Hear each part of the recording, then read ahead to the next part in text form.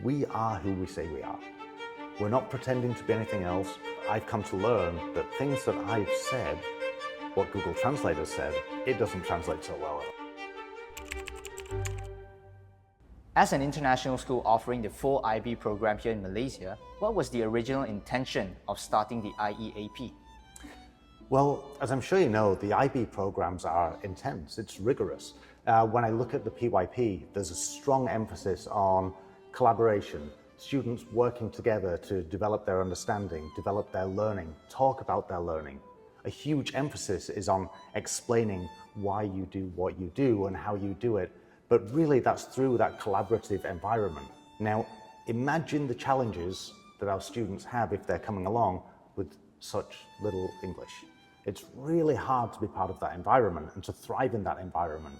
There is support available for some students who have limited English, but those positions are limited and very, very competitive. So we wanted to provide an opportunity for more students to be able to access the curriculum, and whether that's at IGBIS or other schools, we wanted to provide an opportunity where students can develop that language ability and thrive in those programs.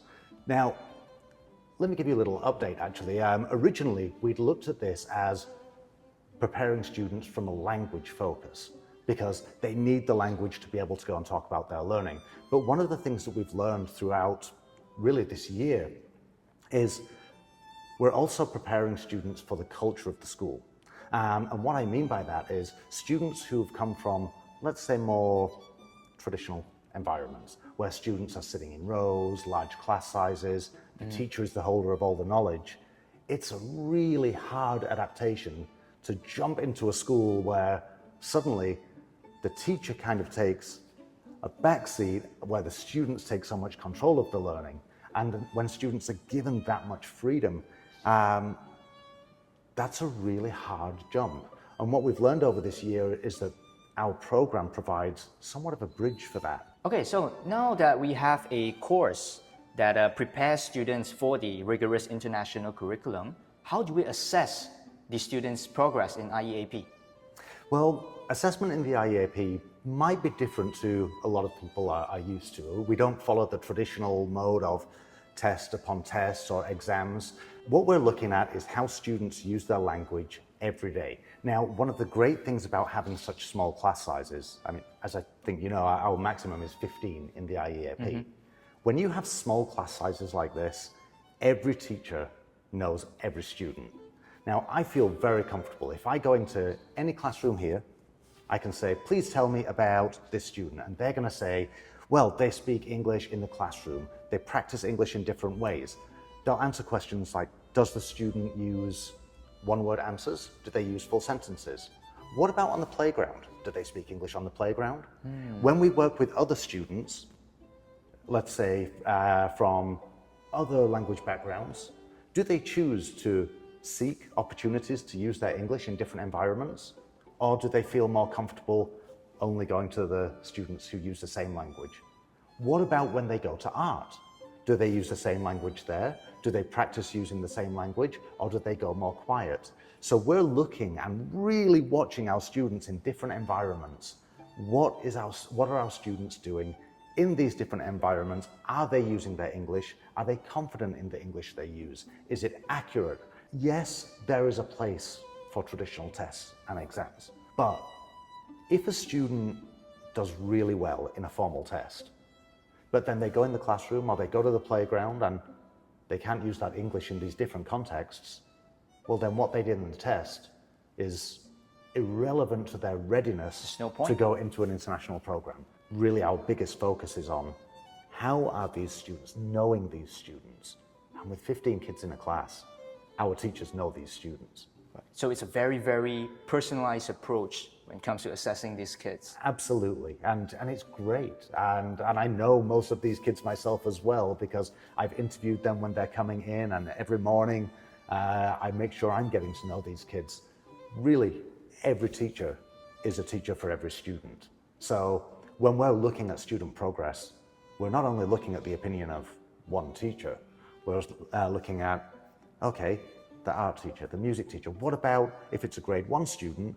What does the grade 5 teacher notice when they're in the corridors? You see what I mean? It's a real huge team effort and approach. So in the IEAP, we understand that we are assessing our kids on the daily use of the English language. So may I understand, how does the school actually encourage these kids to use this new language that they're developing? Absolutely. Well, a huge emphasis is based on student talking time. Now, anyone that's done teaching English qualifications will know about TTT, that's teacher talk time, and student talk time, STT. We maximize student talk time. Now, that means taking away the anxiety of making mistakes. One of the biggest challenges that a lot of our students, especially our newer students from more traditional environments, have is the fear of making mistakes. So if we take that away and encourage, it's okay, make your mistakes, just start speaking and develop that fluency, develop that confidence, that's a really great way for students to be able to just relax and be like, okay, now let me use it more. Now, on top of that, it's about the environment. Now, looking around, the different areas that we have are set up so that students can practice their language in different environments. Look at the area between grade 1 and 2. I mean, I love that area. It's set up with areas for play, there's costumes, there's different ways that kids Very welcoming.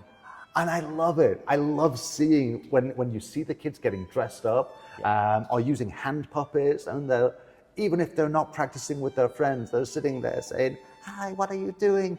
I'm doing this, I'm doing this." It's so cool.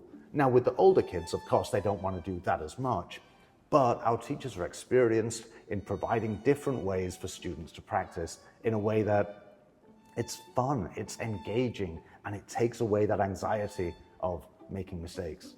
Essentially, there's so many opportunities for these students to speak up during their lessons. Indeed, and that's actually the motivation behind having our single subjects as well. Let's just say something that might seem a little more rigorous to them, but then they go to an art class and there's an opportunity to learn English through art, learn English through science and design, learn and practice English through PE, through music. It gives all these opportunities that says, hey, English is not just for one classroom and one way of learning, it's for all around you.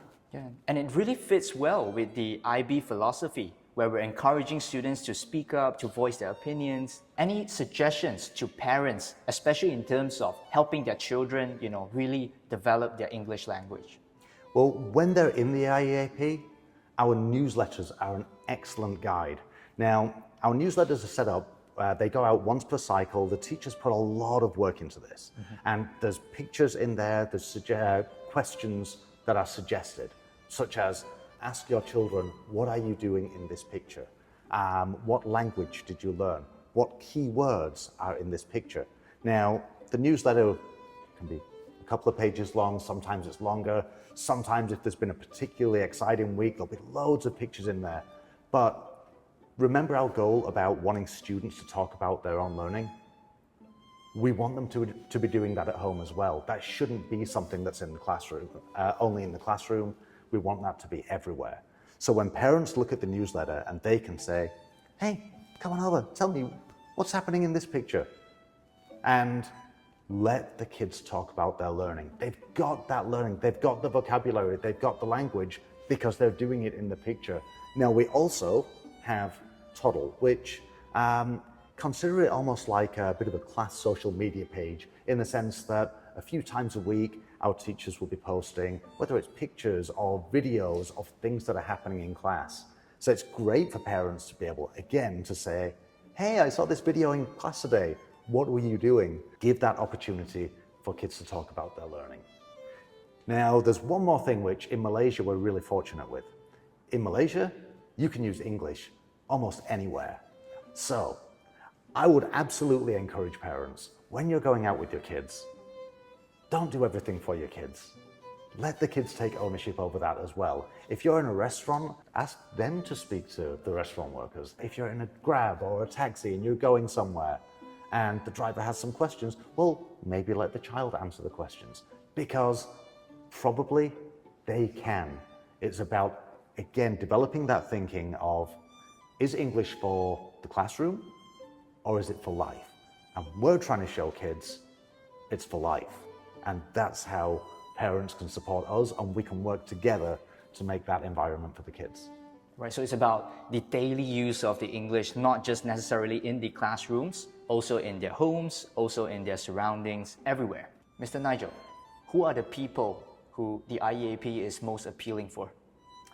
The IEAP is appealing for people who are looking for something new, something that's innovative, something that moves away from the traditional form of education where kids are sitting in rows and doing test after test, or this high-pressure environment where mistakes are not allowed. We're the opposite of all that. And so if people are looking for something new and innovative and a way which promotes student agency and encourages students to take ownership over their own learning, that's us.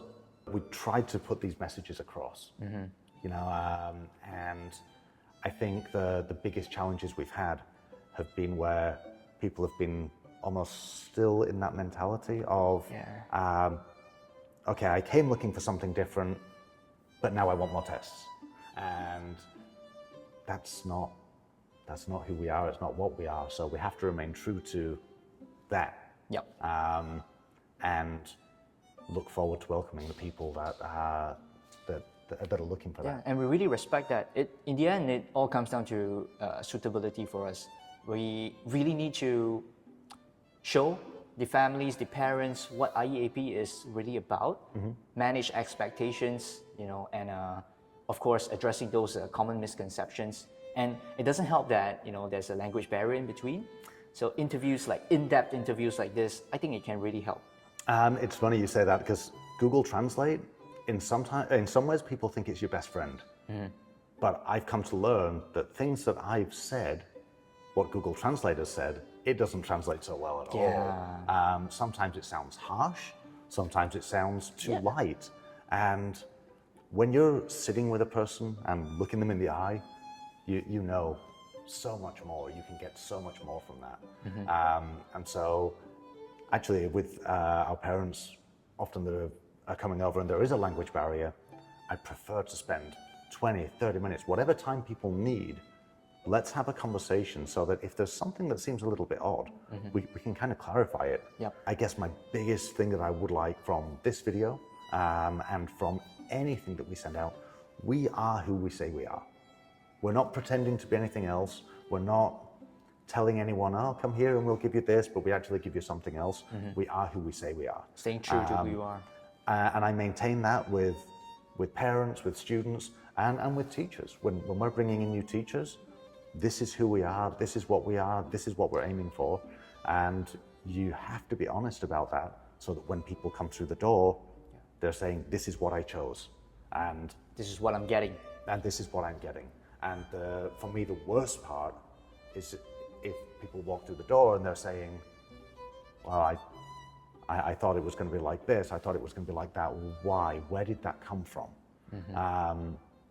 And that's why I'm really grateful for videos and opportunities like this, because then people can say that really is what you are. Okay, let's get that message across. I'm Nigel Woods, the IEAP Coordinator at IGB International School. Looking forward to welcoming you here. Come and speak to us about how the IEAP can benefit you and your child.